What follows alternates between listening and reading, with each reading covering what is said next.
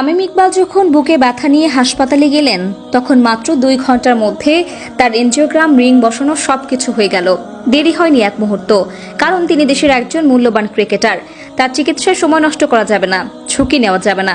কিন্তু যারা তামিম নন, যারা শুধুই সাধারণ নাগরিক, তাদের বুকের ব্যথা মানেই হাসপাতালে লম্বা সিরিয়াল, রেজিস্ট্রেশন ফি, ডাক্তার দেখানোর সিরিয়ালের অপেক্ষা, একের পর এক পরীক্ষা, আর শেষমেশ হয়তো একটি দুঃসংবাদ।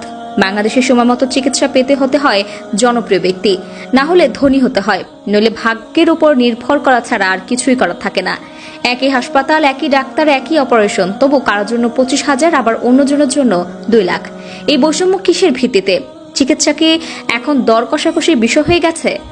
বাংলাদেশে চিকিৎসা নেই এমন অভিযোগ অনেকেই করেন, কিন্তু বাস্তবতা হলো চিকিৎসা আছে, তবে সেটা পাওয়া সবার জন্য সমানভাবে সহজ নয়। সিস্টেমের গলদ এতটাই প্রকট যে একদিকে উন্নত চিকিৎসার ব্যবস্থা থাকলেও অন্যদিকে তার সাধারণ মানুষের নাগালের বাইরে। সরকারি হাসপাতালে সিরিয়ালের অপেক্ষায় একজন রোগী দিন পার করেন, আর বেসরকারি হাসপাতালে পকেট ভারী না হলে চিকিৎসা পান না। এখানে হাসপাতাল আছে কিন্তু মানবতা নেই, ডাক্তার আছেন কিন্তু দায়িত্ববোধ অনেক সময় অনুপস্থিত। অপারেশন থিয়েটারগুলো যেন এক একটা অফিস টেবিল, যেখানে প্রতিটি রোগী হয়ে যায় একটি টাকার ইউনিট। এই পরিস্থিতির পরিবর্তন হবে কবে? চিকিৎসা কি ব্যবসার মোড়ক থেকে বেরিয়ে আবার সেবায় পরিণত হবে? একদিন হয়তো এই সিস্টেমের বুকেও রিং পড়বে, হৃৎপিণ্ডের প্রতিটি ব্লক পরিষ্কার হবে, প্রতারণার জমাট রক্ত ধুয়ে যাবে, আর সেদিন চিকিৎসা ব্যবসা নয়, সত্যিকার অর্থে সেবা হয়ে উঠবে। এমন একটি দেশের নাগরিক হলো তামিম ইকবাল। আলহামদুলিল্লাহ, সে জীবনের ঝুঁকিপূর্ণ জায়গা থেকে ফেরত এসেছেন এবং ইনশাল্লাহ সকলের দোয়ায় সুস্থ হয়ে যাবেন। ওনার উপর নিশ্চয়ই আল্লাহ তাআলার রহমত আছে। আমার দৃষ্টিতে অসম্ভব ভালো এই মানুষটাকে আমি ছোট করার ধৃষ্টতা দেখাচ্ছি না। আমি মনে করি তার অসুস্থতায় সকলে যেভাবে ঝাঁপিয়ে পড়েছেন, এটা অবশ্যই তামিমের দীর্ঘদিনের পরিশ্রম দ্বারা অর্জিত অর্জন। আমি মূলত দেশের সিস্টেমের প্রতি একটা আক্ষেপ নিয়ে বলছি। আমি তামিম ইকবালের মতো হার্ট অ্যাটাক করলে বাঁচার সম্ভাবনা সংকটাপন্ন। ওনার জন্য সবকিছু যতটা দ্রুত হয়েছে, আপনার আমার জন্য কোনোদিনই এতটা দ্রুত কিছু হবে না।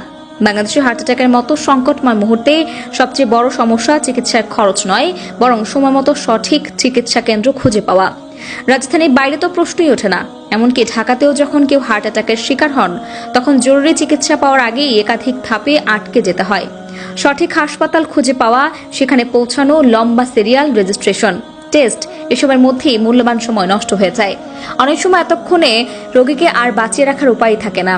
হার্ট অ্যাটাক মানে হৃৎপিণ্ডে রক্ত সরবরাহ বন্ধ হয়ে যাওয়া, যা কয়েক মিনিটের মধ্যে প্রাণ কেড়ে নিতে পারে। প্রচন্ড ব্যথা, শ্বাসকষ্ট, মাথা ঘোরা, বমি, এমনকি জ্ঞান হারানো, এসব উপসর্গের মধ্যে রোগীকে হাসপাতালে নিতে গিয়ে পরিবারকে লড়তে হয় যানজট, হাসপাতালের অবস্থাপনা ও চিকিৎসা পাওয়ার দীর্ঘসূত্রিতার সঙ্গে। এদিকে এদেশের সবচেয়ে উন্নত কার্ডিয়াক সেন্টারগুলো যেমন ধন ইউনাইটেড, লাভএইড বা এভারকেয়ারে চিকিৎসা নেওয়ার সামর্থ্য সাধারণ মানুষের নেই। অথচ আমাদের কার্ডিয়াক ডাক্তাররা দুর্দান্ত সুযোগ পেলে তারা জীবন বাঁচাতে পারদর্শী।